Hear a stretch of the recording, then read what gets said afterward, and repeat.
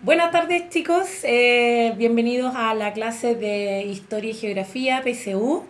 Mi nombre es Melissa Mondaca, soy profesora de Historia y Geografía. Estoy trabajando con TICLAS de hace 2 años, así que me enorgullece nuevamente trabajar acá con los chiquillos y por lo tanto también recordar que todo el material de Historia y Geografía PSU lo pueden encontrar en la plataforma de ticlas.cl. Y ahí me van a ver con pelo largo, en otro look, pero con los mismos ejercicios, con los mismos contenidos que entra en esta prueba que para algunos podría ser un poco temible, que les pueda asustar. Pero antes de empezar este repaso que vamos a hacer, contarles que la prueba es bastante pilla en algunas cosas que van más allá del contenido. La verdad es que la PSU de historia es netamente trabajo de habilidades y esto quiere decir que deben tener un manejo en análisis de fuentes escritas, tanto también como iconográficas, que son las caricaturas que puedan salir ahí, y también fuentes estadísticas, que hoy día sobre todo vamos a estar trabajando en ese tipo de información. Y más que nada, chicos, lo que ustedes tienen que fortalecer es el estudio de los textos, la lectura de los textos, más allá del contenido mismo. El contenido es más que nada un insumo para que ustedes puedan contestar esas preguntas, pero finalmente todo está en esa habilidad que tienen que trabajar. Así que por el momento que acá Javier está hablando en el chat, estas clases van a ser todos los viernes o no. Vamos a estar trabajando viernes, cada 2 viernes, si no me equivoco. Pero de todas formas eso se va a ir comunicando por la plataforma de TICLAS. Así que para que nos sigan, estamos entonces en vivo. Y ahora vamos a empezar con la clase de hoy, que corresponde al ámbito, la dimensión de espacio geográfico. Y hoy vamos a trabajar específicamente los procesos de urbanización en el siglo XX. Por lo tanto, hoy día nos vamos a meter con lo que es geografía urbana. Así que vamos a empezar con utilizando un poco el PowerPoint para que podamos ver qué es lo que vamos a trabajar el día de hoy. En primer lugar, vamos a ver a grandes rasgos lo que es la caracterización de la migración urbano-rural y el progresivo crecimiento de la población urbana y la explosión de las ciudades tanto a nivel mundial, latinoamericano y nacional. Después vamos a ver la comparación del crecimiento urbano en países desarrollados y subdesarrollados, para terminar con las ventajas y desventajas de vivir en un mundo urbano. ¿Bien? Así que como esto más que nada es repaso de poder ir fortaleciendo algunos conceptos o contenidos claves para la prueba, recordando que todo el material está en la página de TICLAS. Así que en este caso es poder recordar acá cuáles son las características y las definiciones que rodean a lo que corresponde el mundo urbano con el mundo rural. Acá, como ustedes pueden ver en el PowerPoint, es que el mundo urbano lo podemos definir, por ejemplo, bajo criterios paisajísticos de, por ejemplo, que tiene mucha densificación de infraestructura, edificios, luces, colores, mucha vida en esos espacios, mientras que en el mundo rural tiene baja densificación, tiene un paisaje más bien de actividades extractivas, agricultura, ganadería o también puede ser la minería. Por lo tanto, hoy en día la geografía considera que lamentablemente estos dos conceptos son bastante complejos de poder definir. Por eso yo le decía que bajo criterio paisajístico podría ser que en la ciudad tiene que tener edificios, el mundo rural tiene que tener actividades extractivas, pero hoy en día el proceso de urbanización ha crecido a tal manera de que es muy difícil poder considerar espacios rurales de manera clara con respecto a los del mundo urbano. Por ende, acá es muy importante que ustedes puedan manejar lo que refiere a las características esenciales que tiene el mundo urbano. En la prueba es muy poco lo que preguntan sobre mundo rural, pero acá la clave está en que hay baja densidad de población y las actividades económicas que se realizan allí son extractivas, ya las de la actividad primaria. Entonces, pasando también a este punto del proceso de urbanización, que significa cómo este espacio en donde tenemos alta densidad de población, actividades secundarias y terciarias, como también una gran cantidad o un gran volumen de población en estos espacios, ha sido producido por el fenómeno de la migración campo-ciudad, que ha crecido o ha ido en un aumento sostenido e incontrolable hasta el momento del crecimiento de las ciudades. Y acá yo coloqué un mapa que muestra cómo es el nuevo mundo urbano a nivel mundial, destacándose en color rojo los países que han ido creciendo más del 75% en su población, mientras que otros, por ejemplo, ya no sostienen más ese crecimiento, pero están con nuevos desafíos que acá, por ejemplo, coloqué, perdón, me voy acá. Nuevos desafíos que tienen que ver sobre todo con las causas de la migración campo-ciudad. Recordar acá, muy importante, qué es lo que provoca la migración campo-ciudad, que aquí pueden existir factores económicos, pueden existir también factores sociales, y lo que ocurre, por ejemplo, en nuestro país, que es un receptor de inmigrantes, el caso, por ejemplo, de situaciones críticas por elementos políticos, elementos sociales, y eso también es parte de esas causas de la migración campo-ciudad. En el caso chileno, a manera interna, tiene que ver con mejorar las oportunidades económicas, como también las oportunidades sociales. Por ejemplo, muchos estudiantes tienen que emigrar de sus lugares de nacimiento y tienen que venir a las grandes ciudades porque buscan oportunidades educativas o oportunidades laborales. Por lo tanto, ahí lo que tienen que manejar como fenómeno de la migración campo-ciudad es netamente las causas de la migración, tanto nacional, como ocurre en nuestro país, como también a nivel mundial. Por ejemplo, la zona de América Latina, etc. ¿Bien? También recordar otros elementos que son propios del fenómeno urbano, y que acá coloqué un mapa en donde muestra, por ejemplo, que las tasas de urbanización a nivel mundial son bastante variadas, en donde tenemos, por ejemplo, países como, por ejemplo, acá en el caso de Brasil, con grandes ciudades destacables en Río de Janeiro, Sao Paulo, en el caso de Argentina, Buenos Aires, y todas estas tienen causas de crecimiento de la población. Pero aquí me voy a detener que existen zonas a nivel planetario, a nivel mundial, que la urbanización ha llegado a porcentajes increíbles.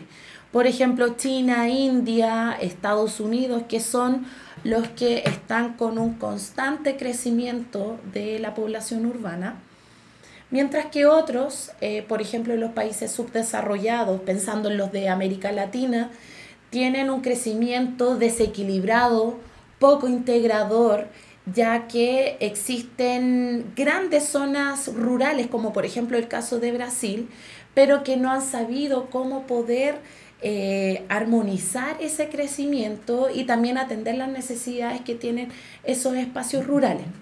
Pero también esos fenómenos urbanos conllevan 4 fenómenos importantes. Acá recuerdo el concepto de sobreurbanización, en donde la sobreurbanización responde más que nada a este crecimiento desigual, poco armónico, en espacios que no tienen gran crecimiento económico. Y eso ocurre mucho en los países de América Latina. También encontramos las metrópolis, que son estas grandes ciudades que sobrepasan el 1.000.000 de personas. Las conurbaciones, que son las uniones de grandes ciudades. Y la megalópolis, que es el fenómeno que está desarrollándose expansivamente en grandes núcleos urbanos, es la unión de varias conurbaciones. Entonces, por ejemplo, si hablamos de Japón, Japón en sí es una gran megalópolis porque une a grandes metrópolis e inclusive ciudades que sobrepasan los 20 millones de habitantes, o también la megalópoli de Boswash, que es la de Estados Unidos en la costa atlántica, que une Nueva York, Filadelfia, Washington, etc. Esos son grandes núcleos urbanos y por lo tanto también existe un gran volumen de población en ella. Otro elemento importante es que es algo que siempre pregunta en la prueba, las características que poseen los países desarrollados. Por ejemplo, las ciudades en este tipo de países tienen un gran crecimiento en su periferia, por lo tanto es en la periferia donde podemos encontrar, como ocurre en los países europeos, el destino de los migrantes, por ejemplo. Sin embargo, estas ciudades son modernas, son muy eficientes en su organización. Muchas de ellas se le llama ciudades inteligentes, debido a que tiene una gran conexión y orden en su transporte, en los espacios que debe conectar las industrias o centros comerciales. Por lo tanto, se le llama ciudades inteligentes. Un ejemplo de ello es Londres, que sin lugar a dudas es una de las ciudades más inteligentes que tiene este planeta. Numerosos problemas urbanos a pesar de eso, en las que tiene, por ejemplo, que en su centro son muy ordenadas y planificadas, pero la periferia tiende a desordenarse. Su aspecto, su paisaje es moderno, ya que está dominado por los grandes rascacielos, como en el caso de Estados Unidos. Y en el caso de Europa, como ya lo mencionaba anteriormente, en su centro son bastante ordenadas, pero hay otras, por ejemplo en Francia, que son bien irregulares, ya que su origen del crecimiento urbano que tuvieron fue muy irregular. Por ejemplo, París, que se fortalece ya en el siglo VIII, más o menos, en donde empieza a ser poblada por diferentes pueblos bárbaros y por lo tanto su crecimiento tendió a ser desordenado, pero poco a poco después fue ordenándose. Tiene mucha presencia histórica y eso también hace que esas ciudades sean muy protegidas a nivel de patrimonio. ¿Qué pasa con los países en vía de desarrollo? Por ejemplo, Santiago, mayor desorden, son ciudades que tienden a ser ordenadas en su centro, pero cuando empiezan a crecer explosivamente, su orden es difícil de controlar. Tienen deficiencia en infraestructura y tráfico, tiene mala calidad y escasez en servicio. Hay mucho contraste y desigualdades sociales, como es el caso de Río de Janeiro, en donde tenemos barrios muy acomodados, mientras que tenemos en los cerros las famosas favelas, que es símbolo entonces de esa desigualdad y marginalidad que poseen las ciudades. Problemas socioeconómicos de esta desigualdad, segregación socioespacial, socioambiental, fuerte concentración en grandes metrópolis. El caso de, vuelvo a insistir, de Santiago. Tenemos 3 grandes metrópolis, que es Valparaíso, Santiago y Concepción, pero el resto del territorio es bien desigual. Y a eso hay un concepto muy importante que es la macrocefalia urbana. La macrocefalia urbana es cuando tenemos una gran concentración en ciudades importantes como son las capitales, pero el resto del territorio tiene un volumen de población bastante desigual. Por ejemplo, Santiago ya bordea los 8 millones de habitantes, mientras que los extremos, Arica o Punta Arenas, con suerte bordea el 1 millón de personas. Por ende, hablamos de macrocefalia urbana cuando se concentra el total de la población, un gran porcentaje de ella en las capitales, con una desigual distribución a nivel territorial. ¿Bien? Ventajas de vivir en la ciudad son bastante obvias. ¿Ya? En primer lugar, tenemos gran disponibilidad de servicios, como por ejemplo hoteles, restaurantes, autopistas, oferta a nivel cultural, tenemos museos, grandes recitales, etcétera, colegios, universidades, y por lo tanto eso hace que sea siempre una oferta atractiva para aquellos que prefieren venir a trabajar o vivir en las ciudades. Y para terminar, que es como el elemento más importante de esta parte del proceso de urbanización durante el siglo XX, son lamentablemente los problemas urbanos, que tras este proceso de urbanización, de crecimiento explosivo de las ciudades, vamos a tener grandes problemas. El primero y más importante es la segregación socioespacial, la cual significa cómo se distribuye los espacios a nivel urbano por diferentes criterios. Por ejemplo, a nivel económico, tenemos en Santiago que hay zonas en donde los sectores acomodados son los que tienen la mayor cantidad de ventajas de la ciudad, mientras que los sectores periféricos de bajos recursos son los que tienen problemas en la oferta de servicios, problemas en la conexión, los grandes traslados que tienen que vivir estas personas a sus lugares de trabajo, entre otros. También existe dentro de este fenómeno segregación socioespacial la segregación socioambiental, en donde tenemos que los lugares de población acomodada, de altos recursos, la disponibilidad de grandes áreas verdes, mientras que en los sectores de bajos recursos tenemos muy pocas áreas verdes. Solamente un dato: en Santiago se habla que Vitacura posee un 19 metros cuadrados por habitante de áreas verdes, mientras que las comunas de Los Espejos o Cerro Navia, con suerte, 1,5 metros cuadrados por habitante. Y eso habla entonces de esa segregación socioambiental. Otros problemas: generación de residuos sólidos y líquidos. ¿Cómo trabajamos el tema de la basura? Que es un gran tema, no solo acá en Santiago, sino que en todas las grandes ciudades. La contaminación atmosférica, acústica e hídrica.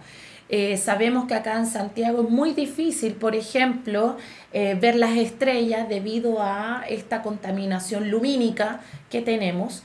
Hay sectores también de estas grandes ciudades que tienen una contaminación acústica muy, muy importante, por lo cual eso habla de que tenemos que las políticas no han sido suficientes para poder atender esos problemas.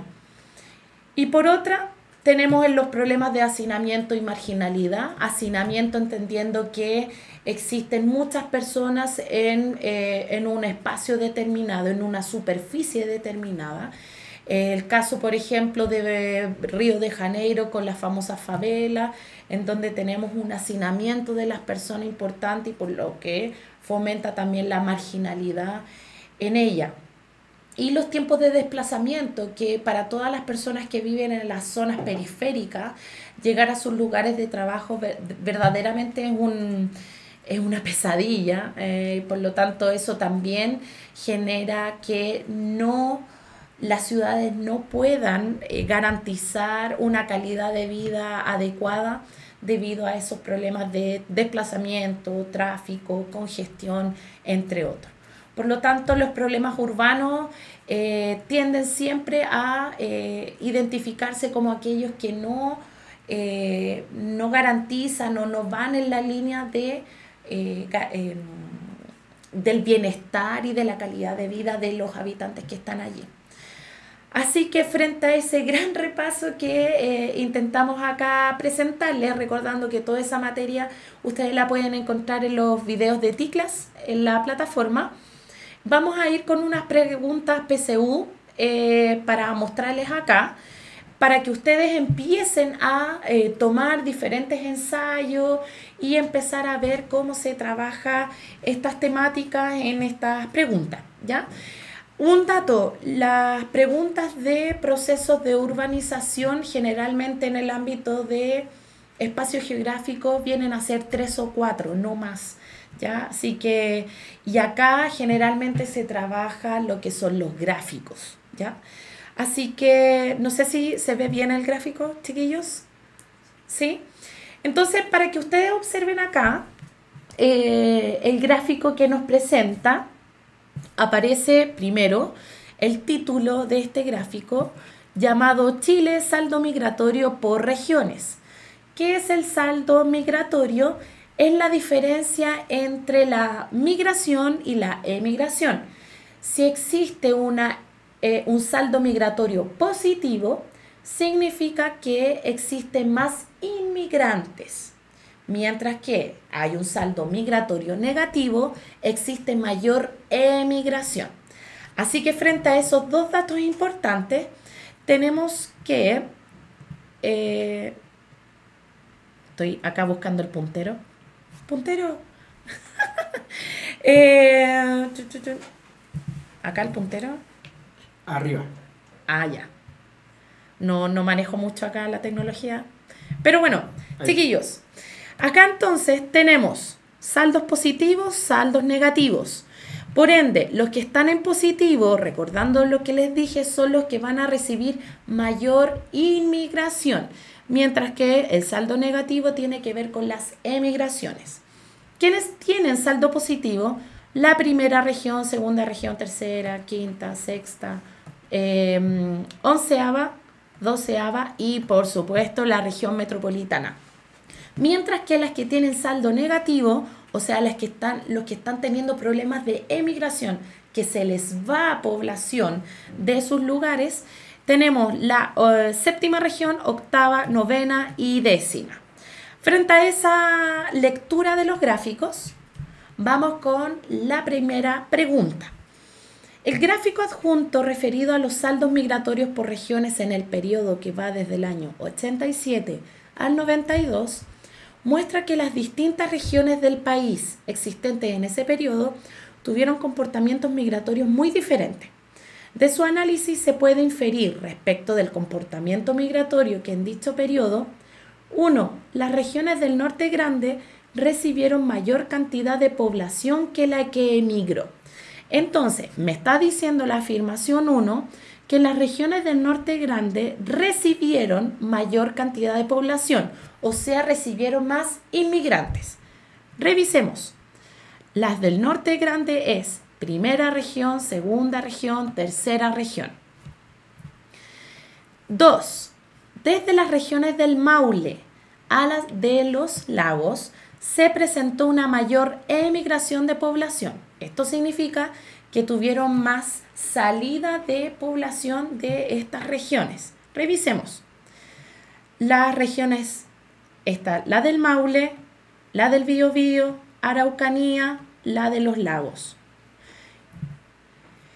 3. En las regiones del extremo sur y la metropolitana emigró mayor cantidad de población que la que recibieron. Entonces, si revisamos, la región metropolitana tuvo emigración, al igual que la doceava, tuvo mayor emigración. Entonces, ¿cuál será la correcta? Preguntémosles a los chicos que están en el chat. Frente al análisis que realizamos en el gráfico, tenemos de acá que tuvieron mayor inmigración, o sea, hay un saldo migratorio positivo, y acá tenemos saldo migratorio negativo, por ende tenemos emigración. ¿Cuál será entonces la correcta? Valentina Soto dice que es la C. Alexis, que es la C, ¿cierto? Mali, C. Vamos a esperar un último, a ver. Javier, la C. Muy bien, chiquillos. Efectivamente, la alternativa correcta es la C. Ya que si revisamos, nos está diciendo acá que las regiones del Norte Grande recibieron mayor cantidad, por lo tanto tienen un saldo migratorio positivo. Así que si nosotros revisamos aquí, efectivamente recibieron más personas. Y la 2, desde las regiones del Maule a las de los Lagos se presentó mayor emigración, por lo tanto tuvieron más salida de población. Efectivamente es lo que nos muestra el gráfico. Así que súper bien, chiquillos. Espero que les haya ayudado. Entonces, ¿cómo entonces se lee un gráfico? Dato importante. Nunca olviden leer el título de los gráficos y el periodo que comprende la información que nos van a presentar, ¿ya? Vamos con la otra pregunta. Con respecto a el crecimiento de población en las grandes ciudades latinoamericanas, en las últimas décadas ha traído una serie de problemas que se relacionan con diferentes aspectos económicos y sociales. En este sentido, uno de los principales problemas que enfrenta la mayoría de estas ciudades es, me están hablando de las latinoamericanas, A, la baja cobertura en educación primaria, B, el difícil acceso al agua potable, C, la alta tasa de analfabetismo, D, la alta segregación socioespacial, E, el desabastecimiento de alimentos básicos. ¿Cuál será la alternativa correcta? Me están preguntando sobre los problemas del crecimiento de población en las grandes ciudades latinoamericanas, ¿ya? ¿Cuáles van a ser los grandes problemas urbanos en este tipo de ciudades? Chiquillos, ¿cuál será entonces la alternativa correcta? Gala de Mali, de Ana, de Javier, de... Súper bien, chiquillos. Muy bien, la alta segregación socioespacial. Solamente un ejemplo. Chile tiene una gran cobertura de educación primaria, al igual que los países, en las ciudades de Brasil, en Argentina, por lo tanto no es un problema. Tampoco es el agua potable. Sí podría ser en las ciudades de África. La alta tasa de analfabetismo, eso ya también está muy bajo, y el desabastecimiento de alimentos básicos tampoco es un problema. Cuando hablamos de la alta segregación socioespacial, nos referimos principalmente a estas desigualdades en donde encontramos barrios acomodados para población de altos recursos, mientras que tenemos barrios de bajos recursos y por lo tanto tienen todos estos problemas de marginalidad. En Argentina son los tugurios o las villas miseria. En Colombia son los tugurios, en Brasil son las favelas y acá en nuestro país o los podemos llamar como las poblaciones callampa o netamente como las poblaciones, a pesar de que son una estigmatización también. Pero ustedes pueden ver a lo largo de Latinoamérica que tenemos grandes problemas de esta desigualdad social en el espacio urbano. Vamos con otra pregunta y esto tiene que ver con análisis de imágenes, ¿ya? Y en este caso, chicos, tenemos una imagen de Santiago en 1900, ¿ya? Aquí esta es una vista desde el Cerro Santa Lucía. Para los que lo conocen, donde está la Fuente Neptuno, desde ahí está sacada esta imagen. Y acá pueden ver entonces la Alameda completamente distinta. Mientras que en el año 2000, la misma panorámica, el mismo punto de vista desde el Cerro Santa Lucía, tenemos entonces la Alameda completamente distinta, ¿cierto?, a lo que era 100 años antes. Entonces vamos con la pregunta.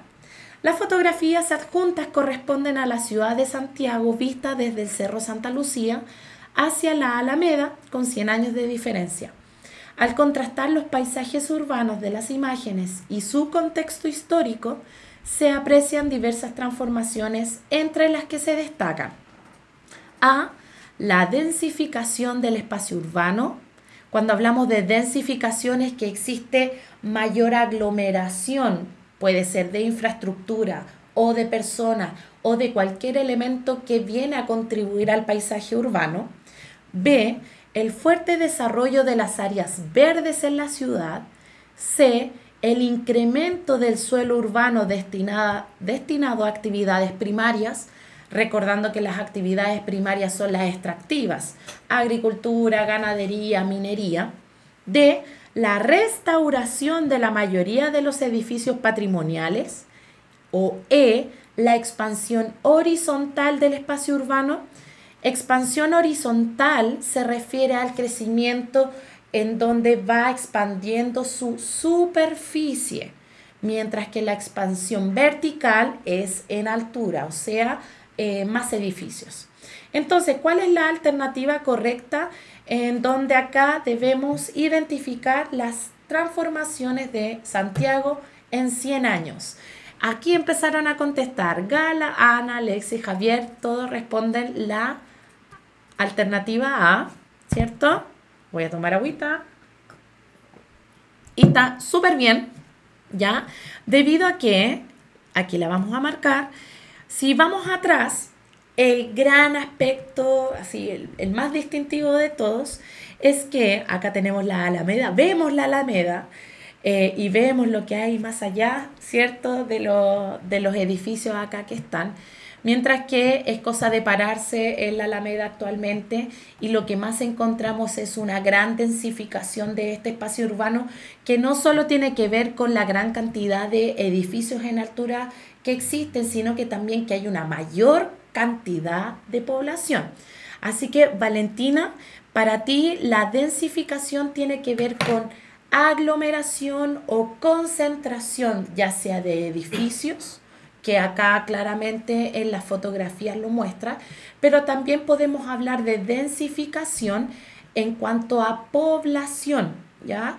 Cuando vamos a ver en la próxima clase la geografía de la población, hablamos de densidad de población cuando hay una mayor cantidad de población en una superficie determinada. Así que, muy bien, chicos, la alternativa correcta entonces es la A. Y vamos con esta. Dice, la distribución de la población en América responde a factores de tipo físico, económico y aquellos relacionados con la disponibilidad de servicios y conectividad. Respecto a la distribución de la población en América del Sur y su relación con los factores físicos, es correcto señalar que acá tienen que tener manejo primero del mapa de América del Sur y sobre todo de la geografía que posee América del Sur. Entonces, el elemento más distintivo de América del Sur es, sin lugar a dudas, en la cordillera de los Andes, ¿cierto? En donde pasa de norte a sur, y también la presencia del Océano Pacífico como la del Océano Atlántico. Y dentro de esas, las grandes cuencas que tenemos, la cuenca del río Amazonas, también tenemos la selva amazónica. Entonces, esos conocimientos, chicos, ustedes pueden buscar en internet un mapa de la geografía física de América del Sur y les puede ayudar más para tener información para responder este tipo de preguntas. Entonces, cuando hablamos de la distribución de la población de América del Sur, nos dice esta pregunta: A, ¿es correcto que la población se concentra en los valles andinos, por lo tanto posee una alta densidad de población? Los valles andinos tienen que ver con los valles que se desprenden desde la cordillera de los Andes, por ejemplo, Rancagua. B, la cuenca del Amazonas presenta una gran densidad de población. C, las zonas costeras concentran la mayor parte de la población. D, la zona altiplánica sudamericana carece de asentamientos humanos. E, el litoral atlántico de Brasil posee la menor cantidad de población. ¿Cuál es la respuesta correcta entonces, chicos? factores respecto a la distribución de la población en América del Sur y su relación con los factores físicos. ¿Cuál es la correcta?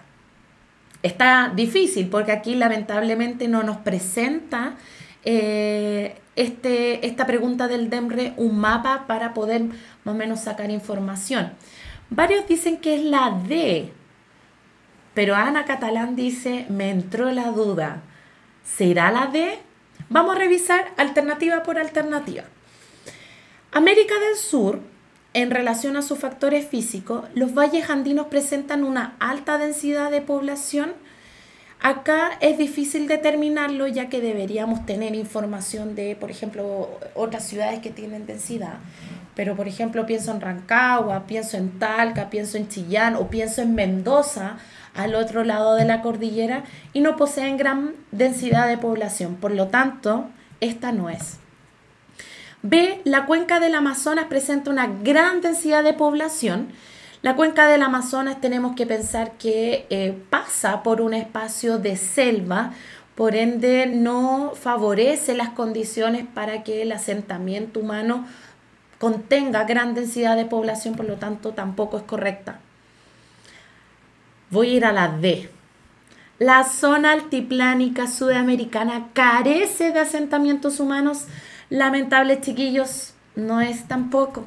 Porque pensemos que en la zona altiplánica tenemos grandes poblados como es la ciudad de La Paz, la ciudad de Potosí, Oruro, que tiene gran concentración de población y que por lo tanto no podríamos considerarla como correcta ya que la zona altiplánica sí posee asentamientos humanos. Un dato histórico también, las grandes culturas indígenas se empezaron a desarrollar precisamente en esta zona. Y cuando hablamos de la zona altiplánica es esta zona en altura, ¿ya?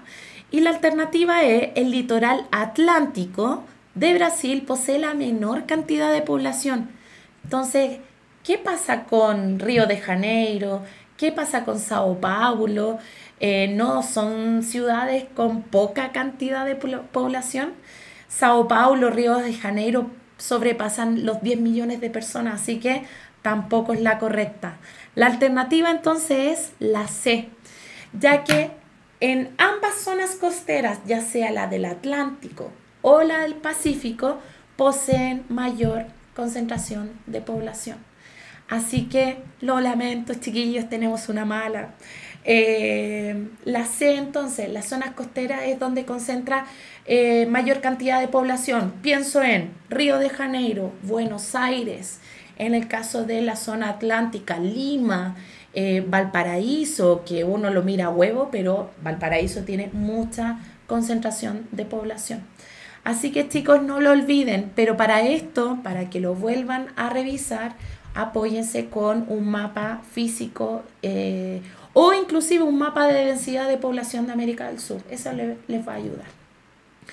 Creo que esta es la última para revisar.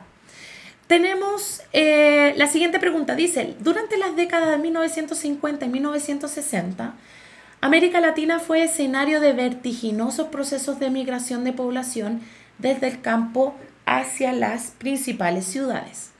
En este contexto se multiplicaron las villas miseria en Argentina, las favelas en Brasil, los pueblos jóvenes en Perú y las poblaciones callampas en Chile. Entre otros aspectos, estas formas de asentamiento popular contribuyeron a el aumento exponencial de la mortalidad infantil, B, al déficit de tierras disponibles para el cultivo, C, a la disminución de la densidad de población en las ciudades, D, al desarrollo de procesos de expansión urbana, E, a la disminución de las viviendas en el espacio rural. Chicos, leí por ahí, la mayor cantidad de las preguntas vienen o de los ensayos del 2016, las del 2017, así que son bastante como de ahora, ¿ya? Vamos recogiendo sus respuestas, chiquillos. Durante la década del 50 y el 60 aparece fenómenos urbanos dentro de las ciudades latinoamericanas Y acá nos estaba preguntando que, entre otros aspectos, estas formas de asentamiento popular, ¿a qué contribuyeron? Valentina Soto habla de la C, Gala la A, Ana de la D, ¿cierto? Habrán contribuido al aumento exponencial, o sea, como que se dispara la mortalidad infantil. B, al déficit de tierras disponibles para el cultivo, a la disminución de la densidad de población en las ciudades. D, al desarrollo del proceso de expansión urbana. O la E, disminución de las viviendas en el espacio rural. Chiquillos, ¿cuál será entonces? D o E. Voy con la última, a ver si le achuntamos. Chiquillos, hay algunos que dicen que es la C. Entonces, yo hice unos énfasis. Primero, que no puede ser que estas contribuyan al aumento exponencial de la mortalidad infantil. Ya, por ejemplo, pensemos acá en Chile, partimos el siglo XX con una mortalidad infantil tremenda, pero actualmente, y aún teniendo poblaciones marginales, la mortalidad infantil es muy baja. B, el déficit de tierras disponibles para el cultivo, no, la verdad es que no contribuye a eso. Disminución de la densidad de población, chiquillos, esta sí que no es, porque sí contribuye a un aumento de la densidad de población. Y en la E, disminución de vivienda en el espacio rural, la verdad es que no, y por lo tanto la correcta es la D, porque efectivamente estos fenómenos son parte de la expansión urbana, la cual es expansiva, o sea, es incontrolable, con poca regulación, y frente a ese problema de poca regulación es donde se presentan estos tipos de asentamientos populares, que obviamente va a concentrar un sinfín de otros problemas urbanos, como son la marginalidad, el problema de la basura, los problemas de desplazamiento de la población, la delincuencia, entre otras cosas, ¿ya? Así que bien por los chicos que optaron por la D, los otros tienen que ir relacionando también con otros fenómenos, por eso tienen que estudiar del video que está en la página de TICLAS. Así que, chiquillos, súper bien. Voy con preguntas que ustedes puedan tener en el chat. No olviden, para las próximas clases, cliquear en el botón que dice Ask, ¿ya? Que en inglés es pregunte. Así que, chiquillos, no sé si tienen dudas por el momento para que las podamos resolver. Hay una pregunta de Ana Catalán, ¿Ya? que pregunta si la población callampa era del tiempo del salitre o una cosa así, o estoy entera perdida. Lo que pasa, mira, no es que estés tan perdida. Las poblaciones callampa surgen principalmente después de la crisis salitrera, de la crisis de 1929. ¿A qué me refiero? Que en Chile, cuando explota la crisis de 1929 desde Estados Unidos, acá somatiza en 1931, tenemos estos problemas que mucha población que migra de las salitreras a las grandes ciudades se empieza a ubicar en sectores marginales. Ahí es donde ya empieza a expresarse los primeros fenómenos de las poblaciones callampas. Sin embargo, las poblaciones callampas en sí son desde el año 50 y 60. ¿Por qué? Porque había una gran expectativa de demanda por viviendas que lamentablemente el Estado no pudo cubrir, no pudo garantizar. Y por lo tanto van a haber pobladores, ya personas de bajos recursos, que empiezan a tomar sus cosas y empezar a hacer nuevas poblaciones, que después va a tener su nombre como la toma o campamentos, ¿ya? Los dos fenómenos desde la mirada de la geografía urbana son asentamientos marginales producto de esta segregación socioespacial, ¿ya? Así que las poblaciones callampas en sí surgen después de la crisis de 1929 de Estados Unidos, que somatiza acá en Chile en 1931. ¿Ya? Así que... Otra pregunta, dicen, perdón la ignorancia, pero ¿qué era la densificación? Sí, la densificación, como ya lo respondí, tiene que ver con alta concentración o de población o de, por ejemplo, como ocurría en la pregunta de edificaciones. La densidad es concentración, ¿ya? Y cuando veamos la próxima clase, que vamos a trabajar harto con lo que es la densidad, hablamos de gran cantidad de población en una superficie determinada, ¿ya? Así que Santiago, por ejemplo, se habla de que sobrepasó los 500 habitantes por kilómetro cuadrado. Así que imagínense toda la gente que vive en Santiago. Buen dato. Sí.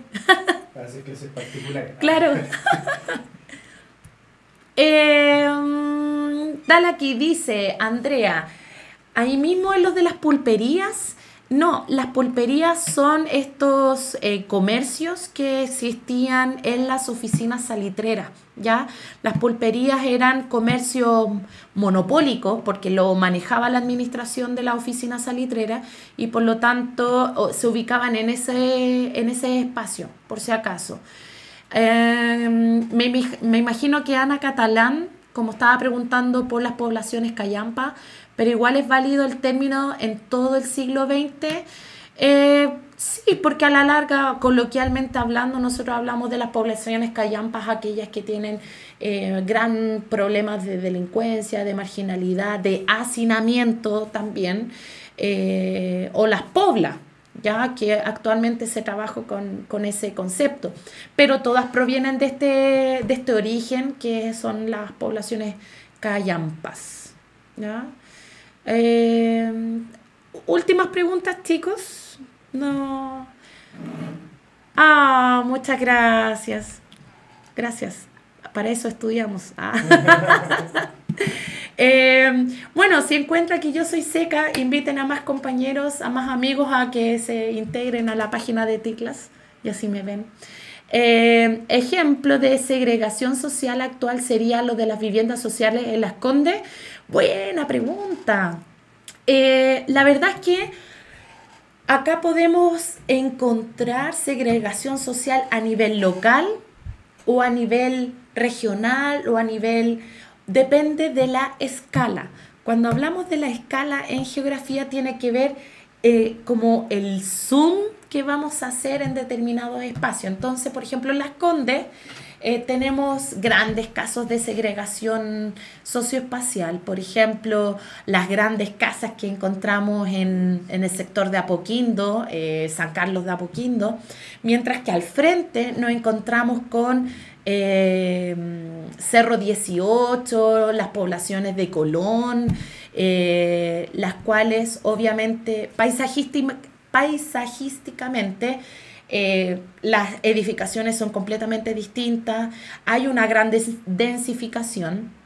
Sabemos que en los sectores acomodados la densidad no es problema porque tienen grandes metros cuadrados para desarrollarse, mientras que en estas poblaciones tenemos superficies muy pequeñas, muy acotadas y mucha población ahí. Así que de verdad que también podemos encontrar eso, podemos encontrarlo en Las Condes, en Huechuraba. En Huechuraba, más todavía encontramos ahí el Carmen de Huechuraba y al lado la Pincoya.